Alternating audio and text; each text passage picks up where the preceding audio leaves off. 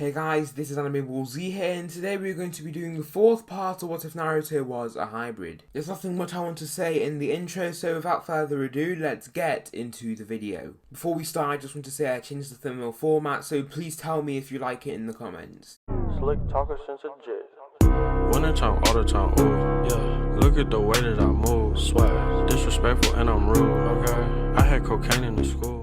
Naruto and Sasuke get trained by Jiraiya during the month towards the finals. Haku doesn't really want to train with them, he just doesn't really do those type of things. Haku's more of a soul guy now, with him training on his own and learning to control his blood urges on his own. Naruto tends to help both Sasuke and Haku with being vampires by frequently giving them human blood to keep them at full strength, and also frequently teaches Sasuke control of his blood urges. From doing things like showing Sasuke blood bags, going to popular places in the village with Sasuke where many people will be, just small things like that. Now to Jiraiya's training. Naruto and Sasuke never reveal their supernatural features in front of Jiraiya or even tell him. This is because the first werewolf was killed and the Uzumaki were also killed, so they aren't really too fond of it. Because of the world's hatred towards themselves, they don't reveal their powers often at all. Naruto has learned the Rasengan from Jiraiya, and he has been training his wind chakra nature a lot. He can use wind chakra to run faster, jump much higher, enhance certain body parts and other small things. Naruto has learned these wind jutsu, the Gale Palm, Vacuum Sphere and Vacuum Great Sphere. Sasuke has learned the Rasengan from Jiraiya but doesn't use it that much. He instead uses his new demon release, Black Lightning. He has created the Black Lightning Blade and the Black Lightning Arm. The Black Lightning Blade isn't a blade but more of a concentrated beam of lightning from the hand. The amount of Black Lightning strains the user so much that if Sasuke wasn't a vampire, his arm would likely fly off. This jutsu impales the opponent as well as heavily shocking them, leaving bad injuries, and if used at full strength, it likely kills the opponent.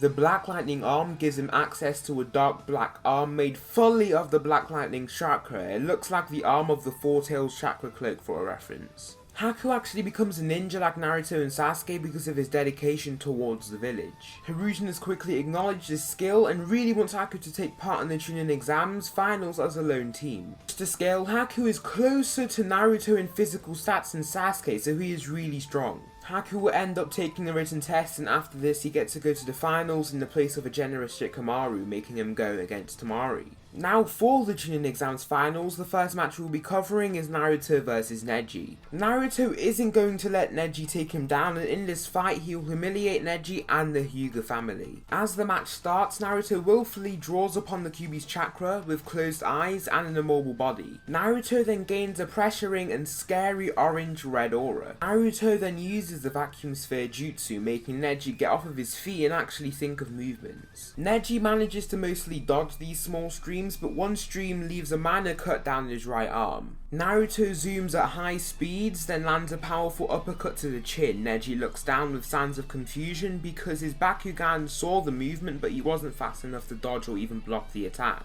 Naruto then runs up the wall and leaps off of it with wind chakra. While both of the fighters are airborne, Naruto knows Neji is vulnerable, but he also is too. Naruto uses the Gale Palm jutsu and Neji saw it again but couldn't defend. Neji gets launched right across the arena floor, then Naruto lands with a menacing smile. As you can see, Naruto is just wiping the floor with Neji and he is barely trying. Naruto leaps at Neji with the power of wind chakra, then tries to kick Neji, but Neji actually catches his leg. Neji's headband has fallen off from this speedy act, showing that now he's getting to business. Naruto quickly maneuvers from this plan stop and then starts to strategize again. Naruto says that Byakugan won't save you, Hyuga.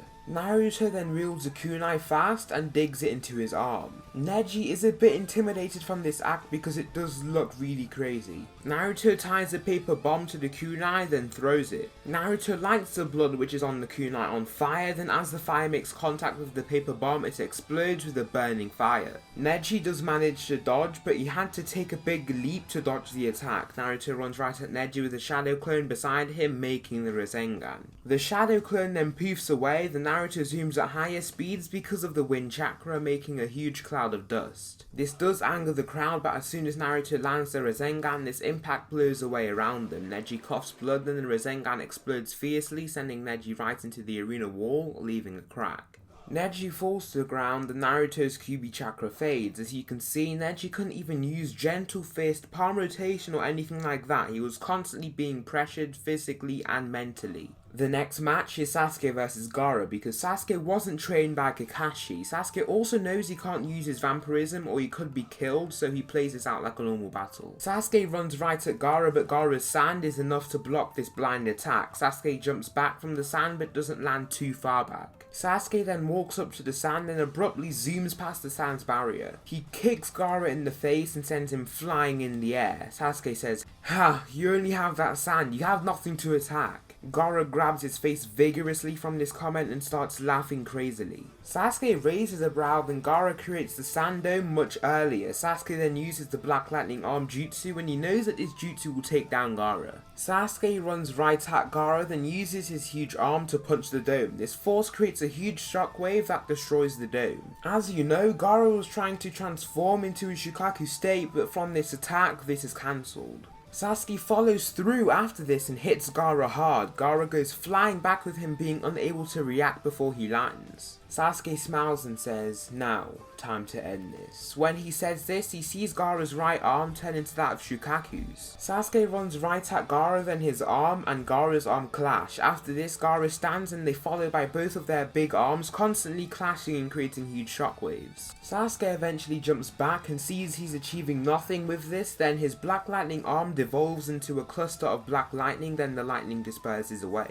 Gaara stands still, ready to take any attack from Sasuke. Sasuke then raises his hand slowly and then some trickles of lightning start to appear around his arm. Gaara then starts to run at Sasuke. Sasuke's arm then gets completely cloaked in black lightning, then a huge beam of concentrated lightning zooms at Gaara. Gaara gets impaled by the lightning as well as launched right into the arena wall. Sasuke's arm gets cuts of moderate size, his muscles tear and other things like that. Gaara falls right back to ground and the lightning disperses. Sasuke's arm slowly heals, but Gaara's injuries heal in mere seconds. Sasuke is so confused about how Gaara has healed so quickly, quicker than him, then Gaara comes running right at him. Sasuke dodges Gaara's incoming arm swing, then slices his arm right in half. Sasuke then takes a huge front flip, then turns slowly as his curse mark grows across him. Sasuke then activates his Akuma Sharingan, then he uses the Black Lightning arm on both arms, making him an actual beast. Gaara doesn't care though and just runs right at Sasuke. Gaara then punches Sasuke with his sand arm and actually deforms the Black Lightning quite a good amount. This isn't much to worry about however because he just forms the Black Lightning again. Sasuke then commences his ending plan by creating the Rasengan with his right Black Lightning arm, and his left Black Lightning arm is blocking all of Gaara's shots at him. He is having some difficulty because Gaara's attacks are actually doing some serious damage. Just to add, Jinchurikis are powerful against vampires, but this doesn't work well on hybrids or werewolves. This is why Naruto always has the edge over Sasuke in battle. Sasuke's other Black Lightning arm completely deforms from the continuous attacks, but this isn't a problem. Sasuke then follows by slamming the powerful Rasengan into Gaara, which sends him flying across the arena when it explodes. Sasuke's Black Lightning arm deforms after this attack and his curse mark as well as Sharingan disappear. Sasuke then starts panting lightly, then Sasuke wins the match. For the next match between Kankuro and Shino, it does go pretty much the same as in the series. The next match we'll be covering is Haku vs Temari. Haku passes the Chunin exam's written test with marks on the level of Minato, who holds the record.